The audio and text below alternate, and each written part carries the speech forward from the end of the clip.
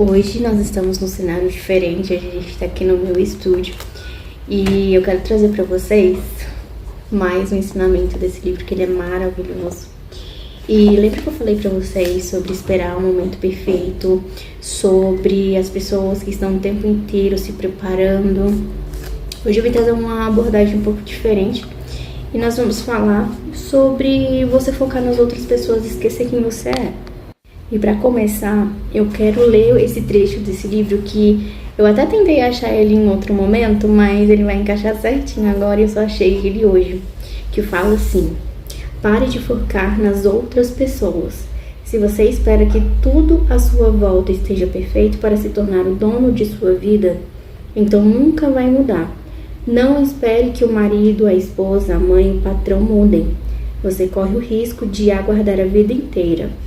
Foque no seu autoconhecimento, no seu desenvolvimento e deixe as pessoas serem o que elas quiserem. Gente, isso daqui é muito forte. Num nível que o que eu tô falando aqui pra vocês é algo que eu coloquei na minha vida e eu quero contar pra vocês um pouquinho de como que foi essa mudança, o que exatamente mudou tanto na minha vida para que eu possa hoje estar aqui conversando com vocês, né? Eu era pessoa que eu queria muito mudar as coisas na minha volta, sabe? Eu achava que eu tinha o poder de transformar todas as pessoas na minha volta, tipo, pra melhor, sabe? De querer pegar na mão e falar, vem comigo e eu vou carregar todas aquelas pessoas. Só que a vida ela vai nos mostrando que nem todo mundo tá ali pra gente, entendeu? E é uma lição que eu falo pra vocês, o quanto antes vocês aprenderem, vai ser melhor, vai ser menos doloroso, sabe? Tem mais um trecho que eu quero ler pra vocês aqui, pra vocês entenderem, e ilustra bastante o que eu tô falando aqui. Quando eu comecei a estudar este conteúdo do Kybalion, tinha que fazer tudo escondido do meu marido. Mas, uma vez, eu estava tomando banho e coloquei meu celular para tocar alto uma palestra. Quando saí do banheiro, ele me falou assim: você não vai virar ateia, né? Nem agnóstica. Respondi, toda sem graça: não. Isso aqui é só uma programação neurolinguística. Nós crescemos dentro de uma família cristã evangélica. Em tudo que eu ensino hoje não é bem visto. Então, é claro que o meu marido não aceitaria. Ele tinha medo. Eu, por minha vez, sempre buscava ser positiva. E aí vinha ele: ah, amor, esse mês tá tão difícil. E começava a falar um monte de negatividades. Sabe o que eu fazia? Não forçava a mudar. Simplesmente transmutava. Imaginava que ele era um holograma, um vulto de fumaça, uma lembrança do meu passado e ficava repetindo mentalmente: isso não é real, é só uma ilusão, está tudo bem, eu escolho a abundância. Esta era a minha estratégia, crie a sua. Por que eu tô falando pra vocês especificamente sobre esse pedaço?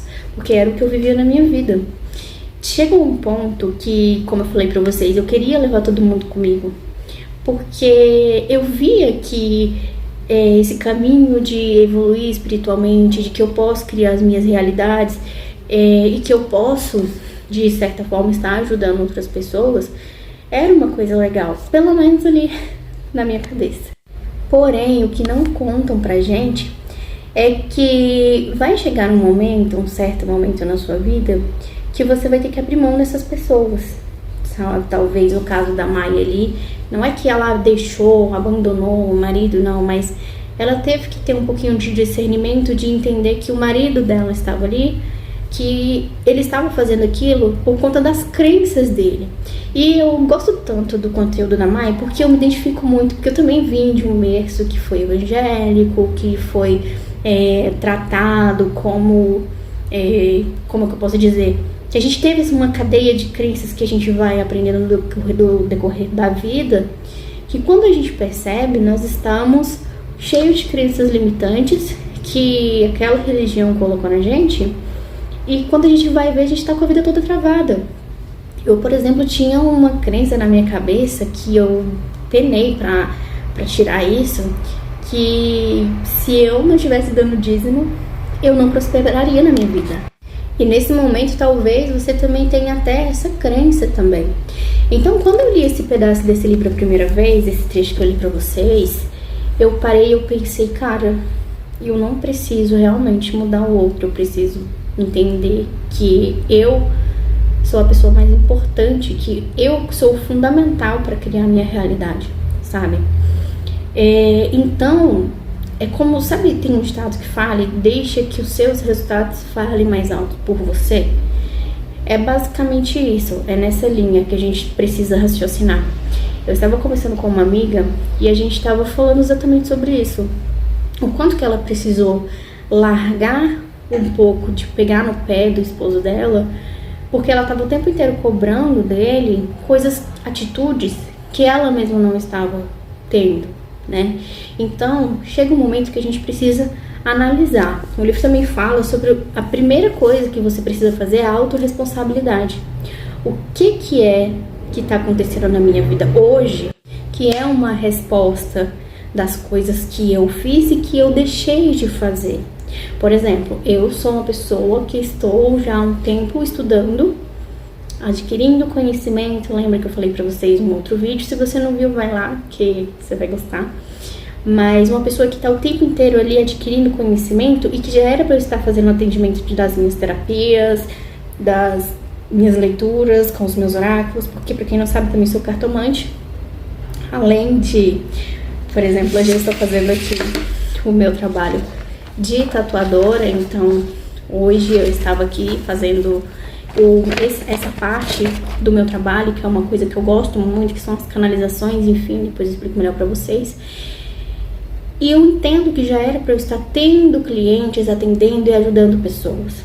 Porém, a responsabilidade foi minha de não estar divulgando, não estar trabalhando e trazendo essas questões para as pessoas. Então, chega um momento que a gente fica naquele negócio de eu preciso fazer isso, mas eu quero que minha vida só tá assim porque o fulano, ele não me ajuda, porque o fulano, sabe? A gente fica terceirizando a culpa. E vai chegar um ponto que você vai precisar escolher. Ou eu fico culpando Deus e o mundo, ou eu tomo uma atitude e resolvo a minha vida. Enquanto você ficar se culpando, se martirizando, jogando a culpa é culpa do meu marido, é culpa do meu filho que não lava a louça, é culpa do meu marido que não, sabe, que tá endividado, é culpa do meu marido que não, sabe, não me dá a segurança que eu preciso. Mas o que você tá buscando, sabe? O que você está fazendo para você ter a sua segurança? Além de ficar, sabe, olhando para as pessoas que você quer carregar para você. Uma coisa que eu sempre falo pra mim, num período que eu passei, que foi bem complicado, é que eu precisava entender que quando eu estiver numa crise de ansiedade ou quando alguma coisa estiver um pouco difícil, então eu preciso entender que vai ser eu e Deus, sabe? Só que ainda tem um porém. A gente não pode sentar no trono de Deus e achar no todo, enfim, do que você gosta de chamar, dependendo do que você acredita, e achar que a gente vai lutar nas suas lutas. Não, não é.